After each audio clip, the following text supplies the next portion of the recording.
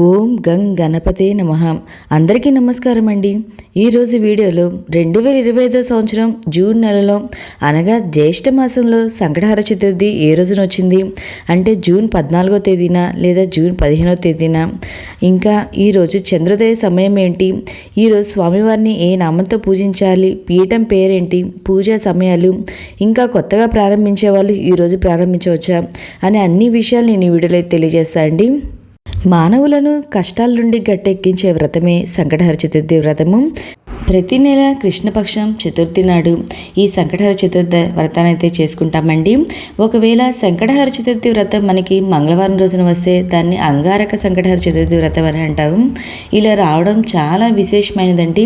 గణపతికి ప్రీతిపాత్రమైన తిథుల్లో ప్రధానమైనది చవితి తిథి అండి. ఈ 2025 సంవత్సరం జ్యేష్ఠ మాసంలో అనగా జూన్ నెలలో సంకటహర చతుర్థి ఏ రోజున వచ్చిందో నేను ఇప్పుడు తెలియజేస్తాండి.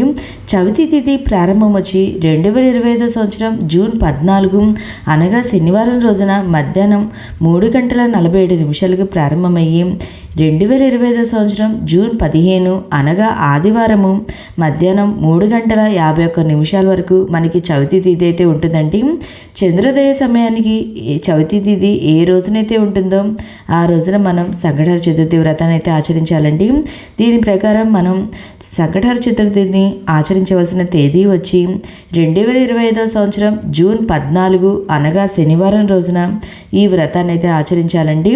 ఈ రోజున చంద్రోదయ సమయం వచ్చి 9:38 అండి. అంటే వేరు ప్రాంతాల్లో చంద్రోదయ సమయం వేరు విధాలుగా అయితే ఉంటుందండి. మీరు ఏ ప్రాంతాల్లో ఉన్నారో నా కామెంట్ బాక్స్లో కామెంట్ పెట్టండి. నేను ప్రతి ఒక్కరికి చంద్రోదయ సమయం అనేది తెలియజేస్తాను. ఇంకా ఈరోజు స్వామివారిని కృష్ణపింగళ మహాగణపతి అనే నామంతో పూజించాలి. ఈరోజు స్వామివారి పీఠం వచ్చి శ్రీ శక్తి గణపతి పీఠము. ఈ వ్రతాన్ని మనం మీకేమైనా సందేహాలు ఉంటే నా కామెంట్ బాక్స్లో కామెంట్ పెట్టండి. ప్రతి ఒక్కరికి రిప్లై అనేది ఇస్తాను. కొత్తగా ప్రారంభించే వాళ్ళు వ్రతాన్ని ఈ నెల ప్రారంభించవచ్చు అనే సందేహం అయితే ఉంటుందండి. మనం ఈ వ్రతాన్ని ఏ నెలైనా ప్రారంభించవచ్చండి. ఈ నెలైనా ప్రారంభించవచ్చు, చాలా మంచిది. ఆ స్వామివారికి పూజ అనేది చేసుకుంటే మనకున్న అన్ని ఇబ్బందులు అనేవి తీరిపోతాయండి. ఓకే అండి, థ్యాంక్ యూ ఫర్ వాచింగ్.